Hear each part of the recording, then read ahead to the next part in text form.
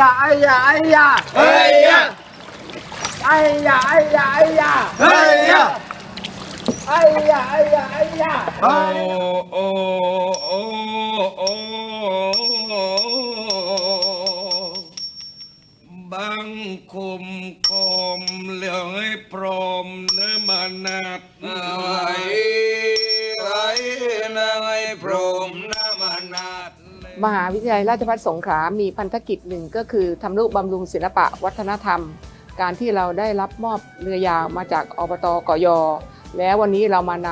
มาเก็บไว้ที่วัดท่านางหอมเพื่อการที่จะซ่อมแซมบำรุงให้สามารถใช้งานได้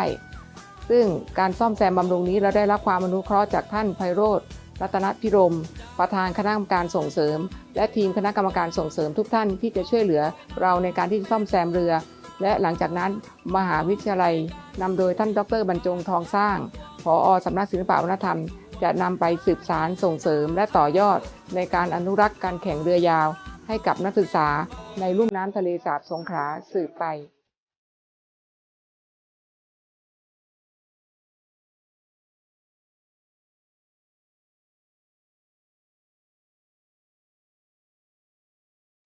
ครับสำหรับโครงการ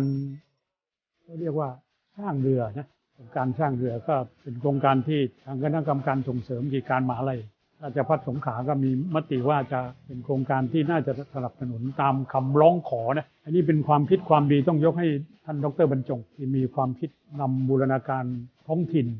กับของดีเมืองสงขลาและลุ่มน้ำทะเลสาบสงขลากรรมการเราก็เลยจัดทำโครงการนี้ขึ้นมาเชื่อว่าเรือนี้ก็จะเป็นของดีคู่กับจังหวัดสงขลาและคู่กับมหาลัยราชภัฏที่จะนำพาสามารถส่งเสริมกิจกรรมสู่มหาลัยเพื่อท้องถิ่นและชุมชนซึ่งเป็นนโยบายเป็นเป้าหมายหลักของมหาลัยนะครับ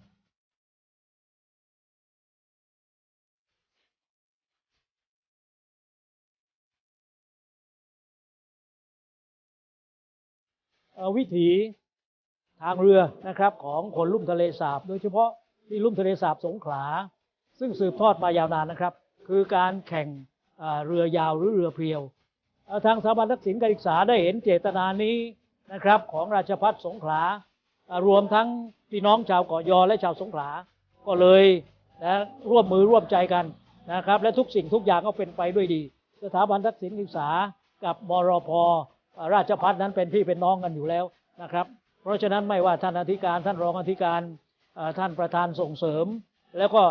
กรรมการสภาทุกท่านก็จะเดินหน้าไปด้วยกันครับเพื่อความสำเร็จในวิถีชาวเรือลุ่มทะเลสาบสงขลาส่งเรือมาร่วมแข่งขันต่อไปครับ